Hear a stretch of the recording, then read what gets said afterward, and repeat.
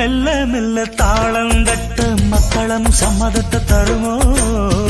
கச்சேரிய நானும் வைக்கும் நாள் வருமோ அஞ்சு வீரர் கோலம் போட அச்சம் என்ன மிச்சமின்றி விடுமோ அந்நாடந்த ஆசை என்னும் நோய் வருமோ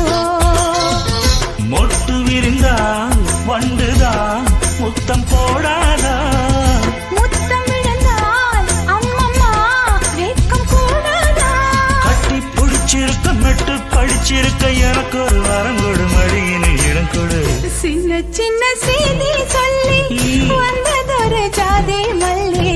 ஆனமல